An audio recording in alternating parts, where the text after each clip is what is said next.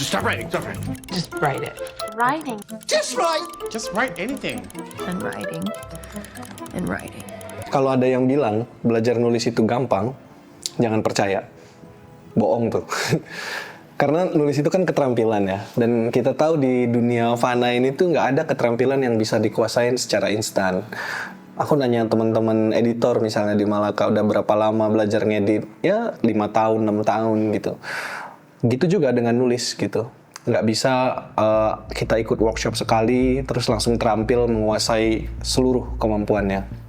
Nah karena alasan itu, sebenarnya selama ini aku sangat sering ya nolak undangan atau permintaan untuk ngisi workshop nulis gitu. Karena aku ngelihat acaranya misalnya menempatkan itu tuh sebagai solusi gitu, sebagai gimana caranya dari 0 ke 100 gitu, dan menurutku itu mustahil. Dan alasan keduanya aku ngerasa kurang cakap mengajar lah selama ini. Jadi nggak pernah tuh, atau jarang sekali aku ngisi workshop nulis. Cuman selama di Malaka aku ngelihat teman-teman kayak Kania, Jerome, Ferry, Fatia gitu pada passionate gitu ngajar tentang hal-hal yang mereka tahu. Jadi aku pengen nyoba juga. Nah jadi kali ini aku akan ngajar nih. Tapi bukan untuk membuat kalian yang sama sekali nggak bisa nulis jadi bisa nulis. Yang hari ini akan kukasih adalah poin-poin atau tips-tips gimana caranya orang yang baru belajar nulis bisa menulis seperti bukan pemula. Oke, kita mulai ya.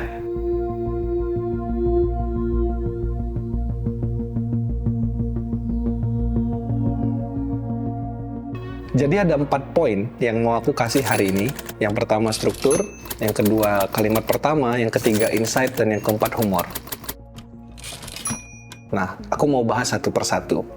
Menurutku hal pertama yang harus kita kasih perhatian ketika kita memulai sebuah tulisan adalah struktur. Struktur ini apa? Mudahnya kita coba bayangkan tulisan itu sebagai sebuah bangunan. Ini tulisan apapun ya, tulisan entah itu fiksi, non-fiksi, entah itu untuk caption, entah itu untuk skrip video misalnya. Semua bisa kita bayangkan sebagai sebuah bangunan. Nah, namanya kita mau bikin bangunan, tentu kan kita harus punya cetak birunya dulu nih. Kayak biasa kan kalau teman-teman mau beli rumah atau KPR tuh kan lihat tuh kamar mandinya di sini, kamar tidurnya di sana gitu. Semua ada posisinya masing-masing. Nah, gitu juga ketika kita mau menyiapkan struktur tulisan kita. Sebelum kita mulai nulis, sebelum kita buka tuh aplikasinya, kita bikin dulu sebuah outline. Outline inilah yang akan menjadi panduan kita ketika kita nulis nanti. Kita tulis dulu ide kita apa, terus gimana cara kita menyampaikannya, alur kita bertutur kayak apa. Kalau di Indonesia biasanya orang-orang itu entah itu untuk bikin skrip film atau untuk bikin video yang lebih pendek, yang paling basic itu yang sering dipakai orang itu strukturnya drama 3 babak. Jadi dia perkenalan, terus ada klimaks, terus ada penutup. Itu yang paling basic. Nah, kalau aku sendiri ngerasa struktur tuh kita bisa main-mainin gitu. Kita bisa punya banyak pilihan. Tergantung cerita seperti apa yang sedang mau kita sampaikan. Nah, karena ini penting ya, tujuan dari tulisan itu berkaitan langsung dengan bentuknya dan bagaimana kita ngedeliver itu. Misalnya, ketika kita nulis berita yang bentuknya straight news, berita langsung, itu kita nggak punya banyak ruang tuh untuk cerita macam-macam. Karena tujuan dari tulisan straight news adalah menyampaikan informasi-informasi dasar yang dikenal dengan nama 5W1H gitu ya. Itu biasalah kayak kapan terjadinya peristiwa itu, di mana, siapa aja orang yang terlibat, dan bagaimana peristiwa itu berlangsung. Jadi ketika kita nulis berita, straight news, ya langsung aja dijabarkan tuh informasi yang 5W1H tadi. Tapi gimana kalau kita sedang menulis feature gitu? Tentu beda dong kebutuhannya. 5W1H itu udah nggak cukup lagi gitu untuk feature. Ketika kita nulis feature, pembaca itu mengharapkan kita cerita lebih banyak soal konteks peristiwanya. Orang-orang yang ada di dalam cerita itu juga mereka pengen kenal lebih dekat. Mereka pengen ikut menyaksikan tempat kita berada tuh kayak apa. Jadi itu tujuan dan struktur tuh harus selalu kita sesuaikan gitu, kita cek. Setelah kita yakin dengan tujuannya, kita memilih struktur gitu ya. Dengan memahami bahwa tulisan kita itu punya tujuan, kita tuh jadi punya cara untuk meriksa mana sih yang perlu dari tulisan kita, mana informasi yang nggak relevan, mana yang harus kita buang gitu. Jadi dengan memahami itu, struktur kita menjadi efektif sesuai dengan tujuan tulisan yang kita inginkan. Oke, setelah memahami soal struktur, poin berikutnya yang juga penting buat dipahami teman-teman kalau mau menghindari kesalahan pemula adalah soal kalimat pertama. Jadi di awal banget nih kalimat pertama nih. Kalau pemula tuh sukanya khawatir gitu. Kalau dia dari awal udah ngegas gitu, dari awal dia udah ngeluarin statement yang terbaik, dari awal dia udah ngeluarin hook kalau sekarang istilahnya, dia takut nanti nggak sampai habis tuh ceritanya, di belakang udah nggak menarik. Nah itu kesalahan, karena kalau di awal aja udah nggak menarik, nggak mungkin orang mau ngikutin sampai habis kan. Itu satu. Kedua, kalimat pertama itu menjadi penting karena perspektif kita, suara kita, ritme tulisan kita itu, cerita kita itu tuh ditetapkan lewat kalimat pertama. Aku mau ngasih contoh, ada contoh yang menurutku bagus banget dari novelnya Leo Tolstoy, judulnya Anna Karenina. Dia bilang gini, semua keluarga yang bahagia itu sama aja, tapi keluarga-keluarga yang nggak bahagia, itu nggak bahagia dengan cara mereka masing-masing. Menarik banget kan? Gitu. Karena selama ini kita nggak mikir ke situ gitu. Nah, dengan kalimat pertama sekuat itu, Tolstoy itu udah ngeset tone cerita ini gitu. Bukan hanya dia menjelaskan tema dari ceritanya, tapi juga menyentak minat pembaca gitu. Untuk, wah ini cerita dari awalnya udah menarik gitu. Atau contoh lain dari novelnya Franz Kafka, The Metamorphosis judulnya. Dia bilang kayak gini di kalimat pertamanya. Terbangun dari mimpi buruk pada suatu pagi, Gregor Samsa menyadari bahwa dirinya yang sedang berbaring di atas ranjang telah berubah menjadi seekor serangga raksasa. Ketika baca kalimat pertama kayak gitu, kita akan mikir kayak, wah cerita apa ini? Kok ada orang bangun tidur jadi serangga gitu? Kalimat pertama yang menarik itu adalah semacam jaminan buat pembaca bahwa kalian sedang memasuki sebuah dunia baru, dunia di mana si penulis sedang bercerita dan kita sebagai orang yang membaca atau mendengar, tugasnya ya cuman menyimak gitu. Menurutku, tulisan yang bagus tuh selalu diawali dengan kalimat pertama yang mengesankan. Dia bisa nyiptain kesan menarik pembaca dari dunia yang sehari-hari ini ke sebuah dunia baru gitu. Jadi harus dituntaskan gitu bacanya. Kalau pertamanya aja udah menarik. Nah itu kekuatan kalimat pertama. Dengan kalimat pertama yang bagus, kita tuh bisa meyakinkan pembaca gitu bahwa dari awal pun cerita kita ini layak diikuti sampai habis. Karena sekali lagi, ketika di awal nggak menarik, nggak ada jaminan apa-apa bahwa di belakang akan ada yang menarik.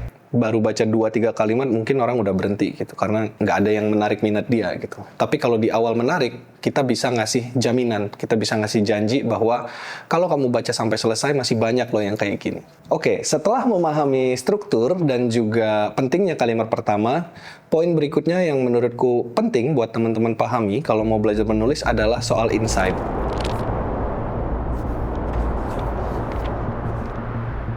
Insight itu apa sih? Insight tuh kayak informasi yang kita kasih ke pembaca dan membuat pembaca tuh mengalami momen eureka gitu, momen oh iya ya gitu, oh bener juga ya. Nah tulisan apapun menurutku, fiksi maupun non fiksi itu harus bisa ngasih momen yang bikin kita kayak duar gitu.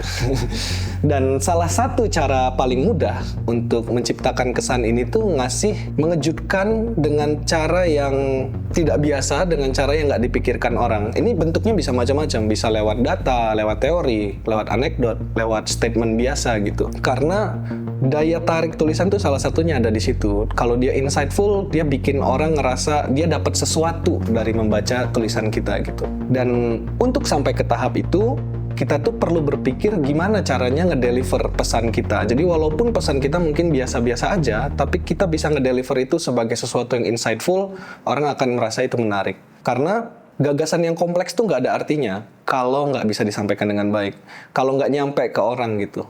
Jadi kita harus selalu mengemas bagaimana apapun yang kita sampaikan itu terasa insightful, terasa baru, terasa menyegarkan, terasa mengubah perspektif orang. Aku sendiri sih ngerasa cara paling menyenangkan itu ya sebagai pembaca ketika aku baca tulisan seseorang dan aku ngerasa lagi ngobrol, lagi diajak ngobrol sama temenku gitu. Gagasannya mungkin kompleks, tapi cara menyampaikan yang terasa seperti obrolan temen itu nggak mengancam gitu. Aku nggak kayak lagi dinasehatin, nggak kayak lagi dikhotbahin, tapi kayak lagi ngobrol seru, tahu-tahu ada yang ngasih tahu, oh kamu tahu nggak kayak gini loh gitu. Nah itu tuh terasa menyegarkan dan bisa mengubah perspektif. Oke, dan poin terakhir hari ini yang mau aku sampaikan adalah soal humor.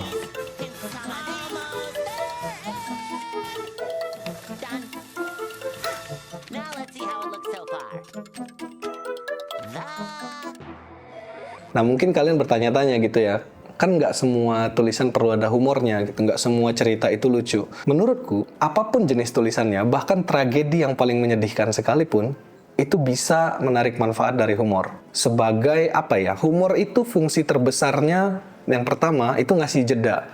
Jadi ketika sedang baca tulisan kita, itu isinya mungkin banyak sekali ya. Ada data lah, konsep rumus, segala macam. Nah itu tuh melelahkan buat pembaca. Dan ketika baca tuh orang butuh jeda. Jeda buat menyerap apa yang tadi dia udah lihat, buat menyiapkan dirinya meneruskan baca tulisan itu sampai selesai. Di sini humor bisa ngambil bagian gitu ya. Humor menciptakan jeda, menciptakan perasaan rileks di pembaca sehingga dia punya sisa energi yang cukup untuk baca sampai selesai. Humor tuh juga memecah kebekuan antara penulis dan pembaca. Jadi kalau yang tadi saya bilang ya, ketika orang itu merasa baca tulisan tuh merasa sedang ngobrol sama temennya tuh lebih mudah dia nerima. Nah, humor tuh juga punya fungsi kayak gitu. Humor tuh kayak mendekatkan kita sama orang lain. Kita kan biasa bercanda tuh cuma sama teman, sama orang-orang dekat kan. Kalau sama orang asing nggak. Nah, ketika seorang penulis bisa menggunakan humor yang relevan di dalam tulisannya, dia akan bisa menciptakan perasaan di benak pembacanya bahwa mereka tuh bukan orang yang asing, bukan orang yang jauh gitu. Sampai bisa bercanda gitu. Kedekatan ini penting karena tanpa perasaan akrab antara pembaca dan penulis, akan sulit tuh untuk menyampaikan pesan-pesan. Semakin rumit pesannya, semakin banyak titik yang mesti kita manfaatkan untuk menciptakan perasaan dekat ini dan juga menciptakan jedanya. Jadi 4 poin itu aja tadi yang saya sampaikan buat teman-teman yang baru belajar nulis dan pengen menulis seperti bukan pemula. Tentu saja 4 poin yang dijabarkan tadi bukan jalan pintas buat langsung menjadi seorang penulis yang mahir, karena itu nggak ada.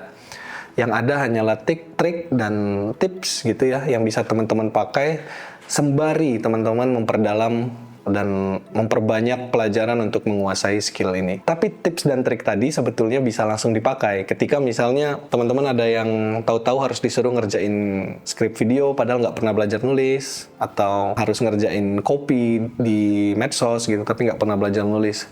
Coba diingat-ingat lagi 4 poin yang tadi saya udah kasih dan diterapkan sesuai kebutuhan kalian. Gitu aja dari aku hari ini.